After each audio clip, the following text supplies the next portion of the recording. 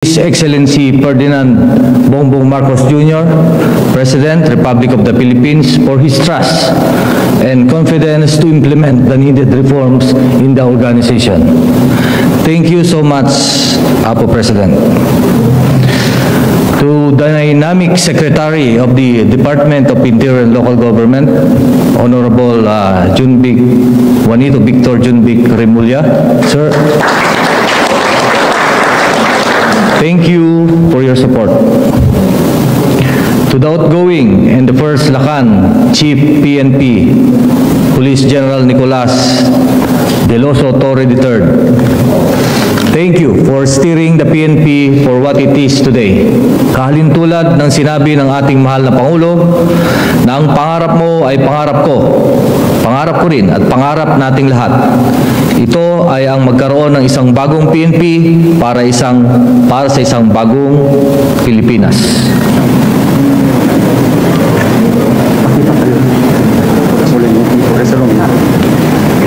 For the solemnity of this occasion, may we request everyone to please rise.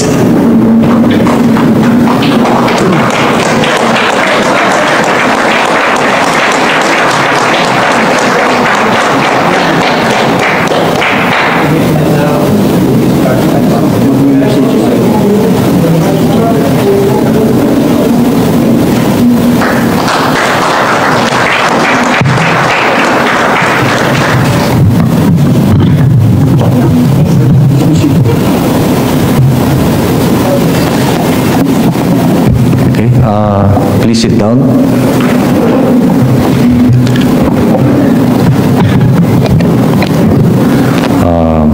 My fellow Filipinos, today marks a great opportunity, one that is rooted deep within the aspirations I have valued. As I assume as the chief or to lead the Philippine National Police, I am reminded of the dreams I harbored for a safer, more secure Philippines. A dream where my grandchildren and indeed all Filipinos families can walk our streets without fear. In the next years, as I direct the course of the Philippine National Police, I'm committed to ensuring that this institution stands greater than ever before.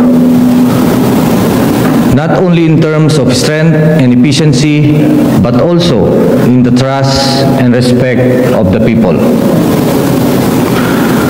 I thank God Almighty for bestowing me this unique opportunity to lead the 228,000 strong personnel of the Philippine National Police. Mga idaldaulo, iti pagilian tayo, Apo Madaydayaw, His Excellency Ferdinand Bongbong Marcos Jr., President, Republic of the Philippines, for his trust and confidence to implement the needed reforms in the organization. Thank you so much, Apo President. To the Dynamic Secretary of the Department of Interior and Local Government, Honorable Juanito Victor Junbic Remulla, Sir. Thank you for your support. To the outgoing and the First Lacan Chief PNP, Police General Nicolas Deloso Torre III. Thank you for steering the PNP for what it is today. To my beloved family who has nurtured me to what I am today, my father, my mother, and my brothers, my wife, Mary Rose, and my children who are the source of my strength and inspiration. I would like to recognize the presence of all government executives, friends, relatives, and the beloved members of the Philippine National Police who are here present, especially our members of PMA, Talangayodiwa Class of 1992. At sa lahat, sa okasyong ito, isang magandang umaga sa ating lahat.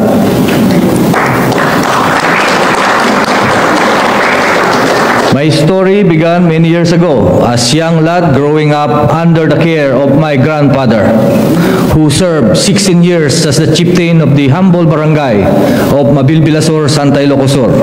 Sa apong ko unang nakita ang kahalagahan ng pamumuno, disiplina at kaayusan. Holding on to these early impressions in life, I went on as PMA cadet, eager to learn more. Through the rigors of cadetship, I was able to internalize the deeper meaning of courage, integrity, and loyalty. From the halls of the academy to the streets where I have patrolled as a young lieutenant, every experience has shaped me into the leader I am today. My aspiration has become to lead with integrity, to serve with compassion, and to protect our communities with unwavering dedication. But today is not just about my story. It is about the collective narrative of the Philippine National Police, an organization built on the pillars of service, honor, and justice. Over the years, we had been guided by the wisdom and insights of my predecessors. It's like our former Chief PNP, General Acorda, palakpakan natin, who have left behind a legacy of best practices.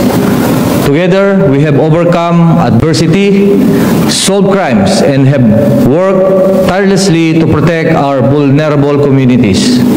Our aspiration is clear: to become a resilient organization able to provide a safer, more secure environment for every Filipino, where justice prevails and all can live without fear. Kahalintulad ng sinabi ng ating mahal na Pangulo, na ang pangarap mo ay pangarap ko, pangarap ko rin at pangarap nating lahat.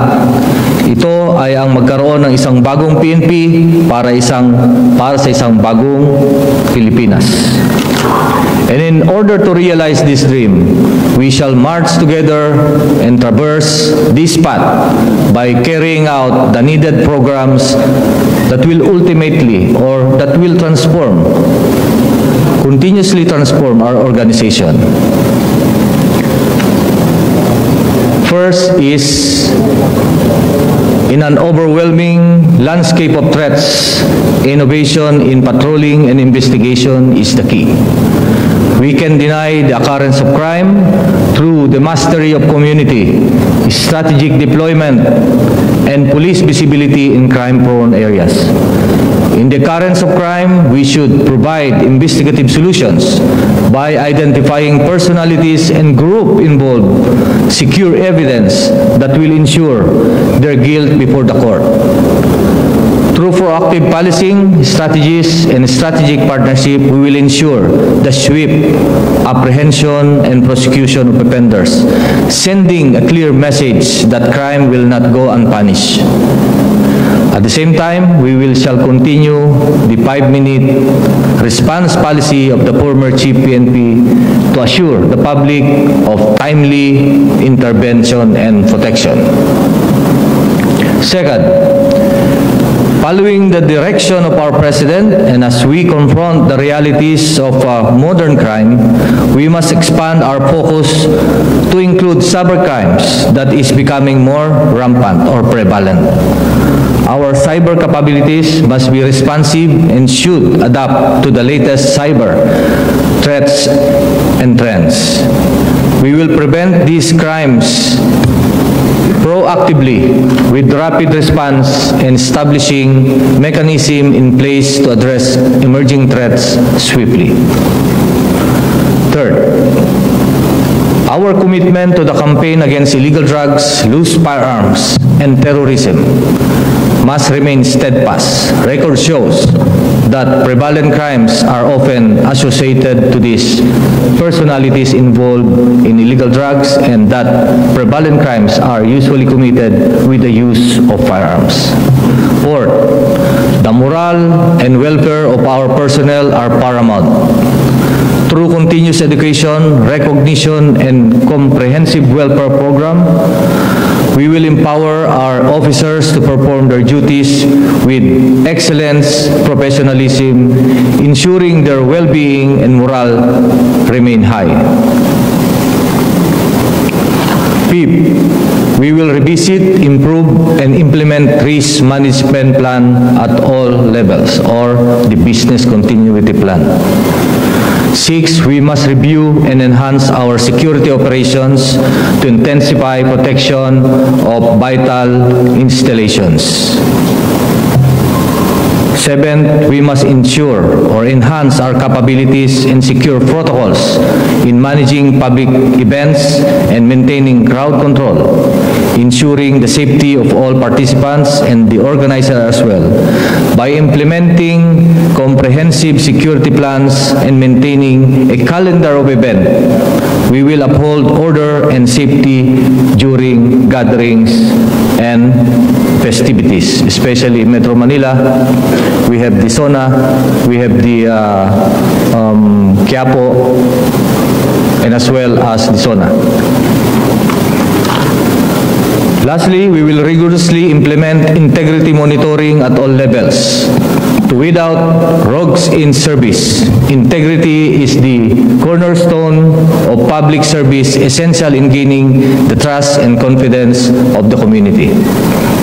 I recognize that my aspirations are not mine alone, but shared by every dedicated policeman who sworn an oath to protect and serve. I call upon all PNP personnel. Together, let us forge a path towards a future where the PNP is not just a force of law, but a beacon of hope and integrity. As we move forward, let us embrace the vision set forth by our President, ushering the PNP into a new era of united service where every officer, every community member, and every Filipino can contribute to the realization of a bagong PNP at bagong Pilipinas. Maraming salamat po at patnubayan nawa tayo ng ating pong may kapal.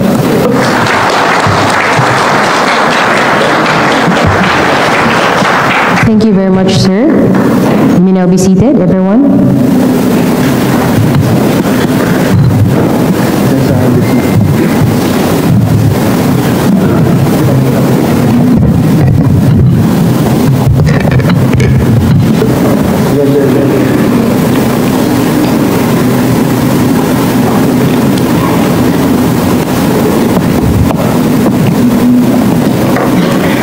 And now, ladies and gentlemen, we shall now proceed to the oath-taking ceremony.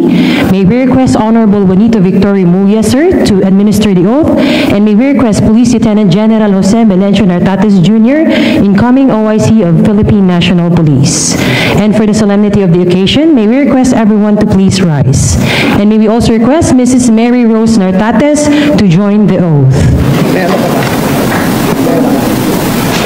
Wala ngayon.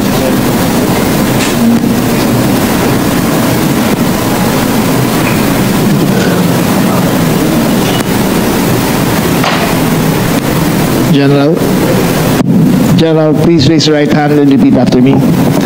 Ako si Police Lieutenant General Jose Melencio Corpus Nartates Jr. na itinalaga sa katungkulan bilang Officer in Charge, Philippine National Police. ay taimtim na nanunumpa. Natutuparin ko ng buong husay at katapatan. Sa abot ng aking makakaya. Ang mga takdang gampanin. Ng aking bagong katungkulan. Kalin sabay nito'y nangangako ako sa ngalan ng Republika ng Pilipinas na aking itataguyod at ipagtatanggol ang saligang batas at tunay na mananalig at tatalima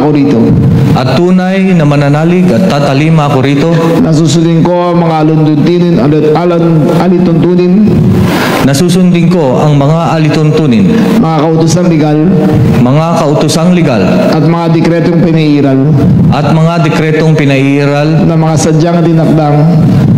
sadyang dinakdang may kapangyarihan sa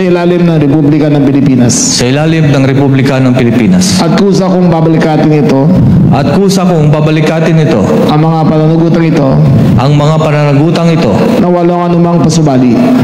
na walang anumang pasubali o hangharing umiwas. Kaya nawa ako ng Diyos. Ibabati kita.